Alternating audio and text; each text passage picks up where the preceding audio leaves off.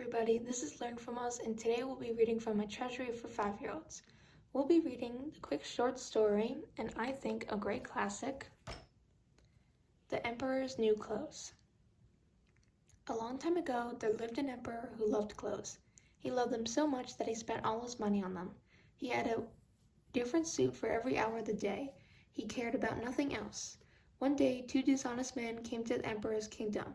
They said that they could weave the finest cloth in the whole world. The cloth would be so fine that it would be invisible to anyone who was either stupid or not good enough to do their job. The rumors about these men soon reached the ears of the emperor.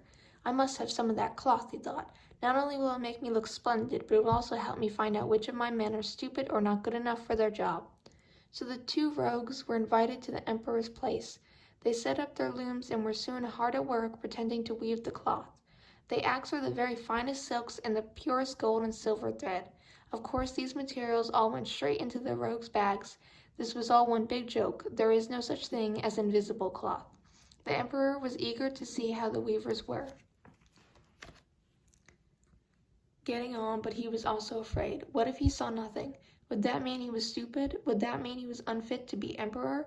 Before visiting them, he decided to send his finest minister. He was such a smart man that he was sure to see the cloth. When the first minister entered the room where the two men were weaving, he looked and looked but could see nothing. Gracious, he thought. Does this mean I'm stupid? Does this mean I'm unfit to do my job? No one must know. I will pretend that I've seen the cloth. Then he listened very carefully as the rogues described all of the finest patterns and colors in the cloth. Later, the first minister repeated their words to the emperor. When he heard how magnificent the cloth was, the emperor decided to see for himself.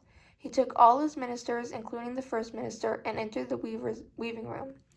The emperor looked and looked, but to his dismay he could see nothing. Oh my, he thought, does this mean I'm stupid, or does it mean I'm unfit to be emperor? Either way, nobody must ever know. And so he too decided to pretend that he could see the invisible cloth.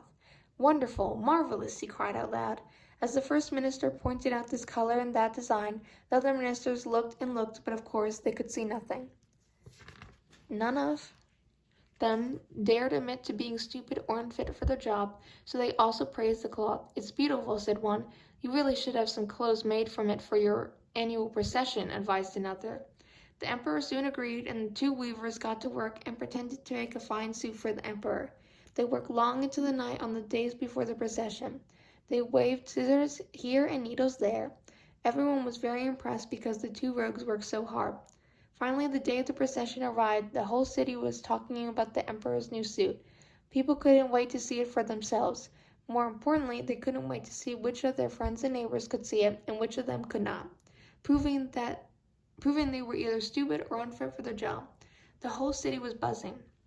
The suit itself was ready just in time.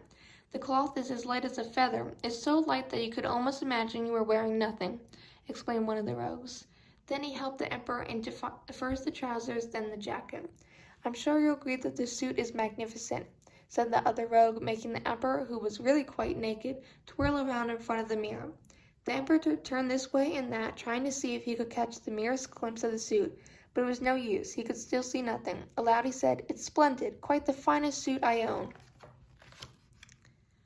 Yes, splendid, agreed his first minister. You've never looked more royal. The emperor did not want anyone to know that he was unfit to do his job. Convinced that he was indeed dressed in a most splendid suit, the emperor held his head up high and went to join his procession. As he marched through the street, all the people watched, cried out, Just look at the emperor's new clothes. They are the most beautiful we've ever seen.